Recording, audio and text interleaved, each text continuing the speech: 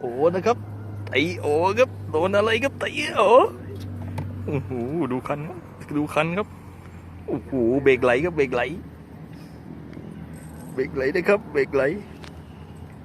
เครียดมากนะครับไดโอตอนนี้เจ็บพุงขี้แทบเล็ดแล้วครับโอ้ยโอ้ยโดนของหนักโดนของหนักโอ้โหคันเบเซฟมันจริงๆสวิงไม่ต้องรุ่นนี้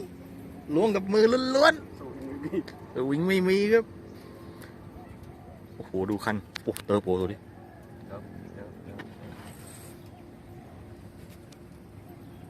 โอ้โหเนียนมากครับเนียนมากครับ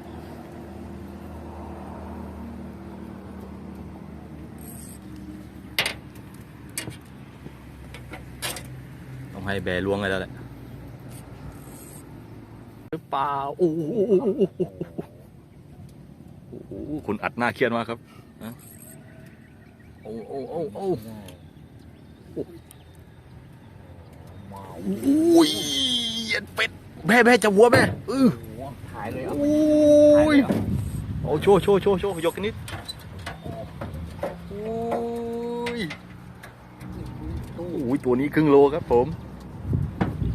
โลครับโอ้ยไม่ครึ่งก็3-4ครับโอ้โหโอ้ยอีกแล้วนะครับโอ้ยอีกแล้วนะครับโอ้ใหญ่เว้ยวันนี้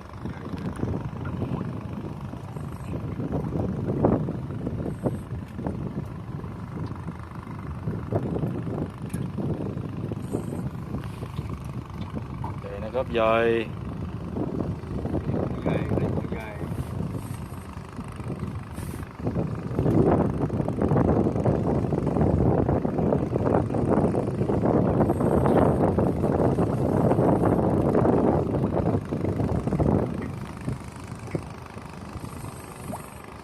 วิ่งไม่ต้อง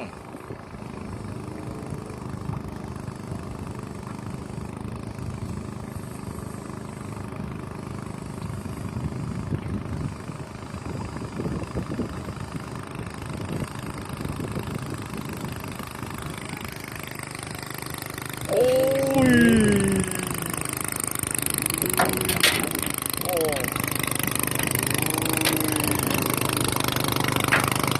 ใหญ่แม่ทำอะไรครับอัดปรากฏแน่นอนอย่างนี้ ตรงฟอน อัดปรากฏแล้วก็เอาทำไมมันมาอย่างนั้นโอ้ลอยแล้วโบโบอะไรโอ้ยคลิปสวยมากครับย้อนแสง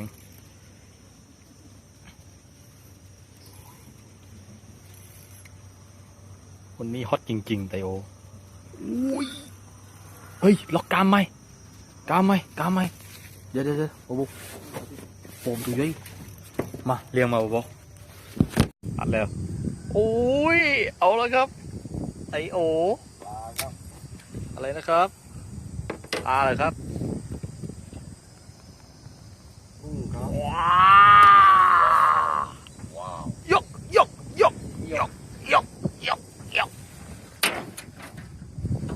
โอ้ครับ โตครับฉีกแล้วนะครับตอนนี้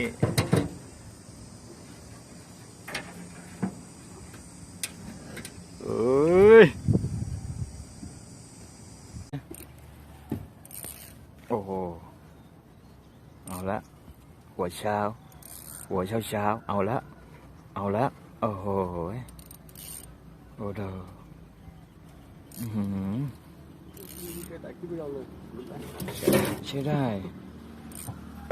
โอ้ย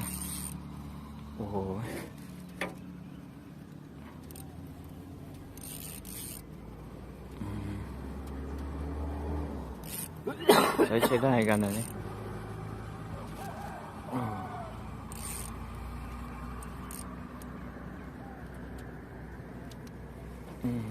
ใช้ได้เลย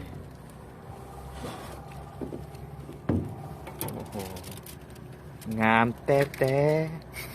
งาม